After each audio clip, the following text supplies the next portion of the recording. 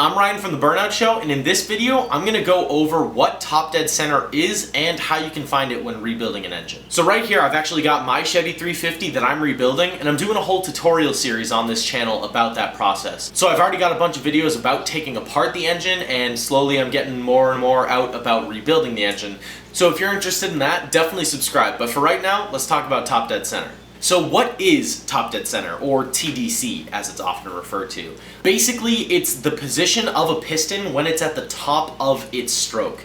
So obviously a piston moves up and down in the cylinders, so when the piston actually reaches the top of its stride in its stroke and it's at its highest point, that's top dead center. Generally speaking, when people are talking about top dead center, they usually are referring to top dead center of cylinder number 1 on their engine. So technically, there's actually 2 different top dead centers for a piston in a 4-stroke engine. There's one on the intake side of things and one on the exhaust side. When doing things like setting your timing, degreeing your camshaft, installing a new distributor, all of these things, you want to be on top dead center on the intake side of your stroke. Now, when you've got your blocks stripped down like this, it's actually really easy to find top dead center because it doesn't matter.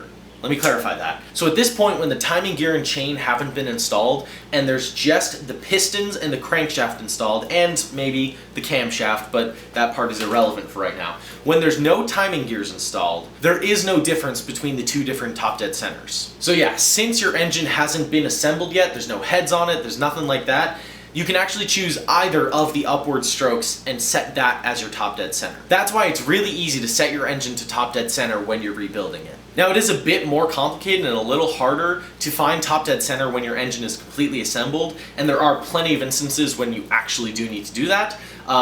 Unfortunately, I'm not really able to show you that since my engine is disassembled and I'm working on rebuilding it. But let me know down in the comments if you want to see a more in-depth video about that in the future. So when it comes to actually setting your engine to top dead center, you're gonna need to be able to rotate the crankshaft inside the engine. The easiest way to do that is typically using this bolt, which threads into the crankshaft. It's typically the crankshaft pulley bolt, but it depends based on your engine. Whether the pulley or the harmonic dampener are installed on the engine doesn't really matter. You can still use this bolt to spin the engine. Now, you want to make sure that you never spin your engine in the wrong direction. So this will actually vary depending on your manufacturer and what engine you might have. Typically though, the proper rotation is clockwise. So I'm gonna go ahead and start rotating my engine. I actually already had it on top dead center. So it's super simple. You just rotate the engine and now the piston should be coming back up.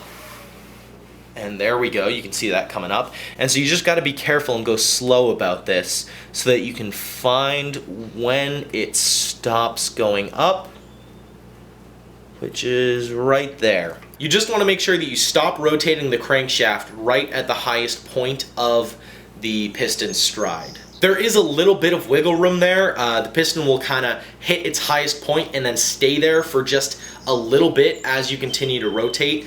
You want to try to hit the center of that duration. Alright, so that's basically all there is to it. Like I said, it's really easy when you're rebuilding an engine and you're at this stage. It is a little bit more difficult and complicated when you're working on a fully assembled engine. But like I said earlier, let me know in the comments if you'd like to see a more in-depth video about that. Definitely subscribe and hit that like button if you found this video helpful. Really helps us out a bunch, and it allows more people to discover these videos so that we can help them as well. That's going to be it for this video. So, thank you for watching, and I hope this helped.